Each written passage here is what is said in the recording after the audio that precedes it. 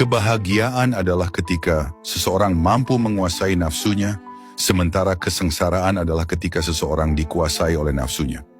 Nafsu dalam segala bentuknya, entah itu keinginan akan harta, kedudukan, kekuasaan, atau bahkan validasi dari orang lain, adalah sesuatu yang sangat manusiawi.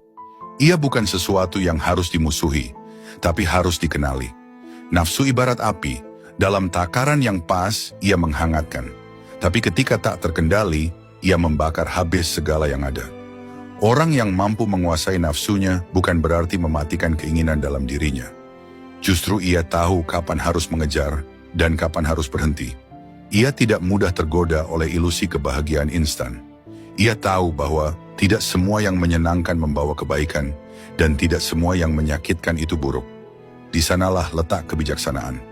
Sebaliknya, orang yang dikuasai oleh nafsunya akan terus merasa kurang meskipun ia sudah memiliki segalanya. Ia menjadi budak dari ambisinya sendiri. Keinginannya tak berujung dan kepuasannya hanya sebentar. Ia mengejar dunia seolah dunia bisa mengisi kekosongan dalam dirinya.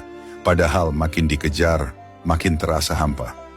Menguasai nafsu bukanlah menolak kebahagiaan dunia, tetapi memberi tempat yang benar bagi dunia dalam hidup kita.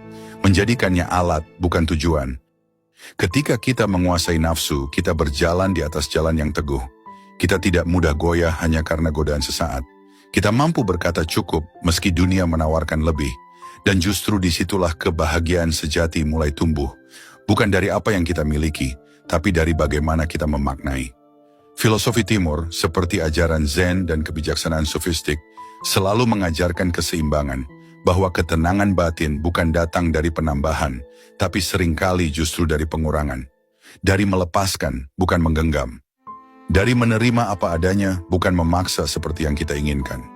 Jadi pada akhirnya, pertanyaan yang perlu kita renungkan bukanlah apa yang kita inginkan, tapi apakah keinginan itu yang mengendalikan kita. Karena selama nafsu yang memegang kendali, kita tak pernah benar-benar bebas.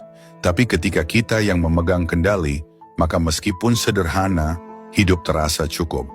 Dan dalam cukup itu, kita menemukan damai.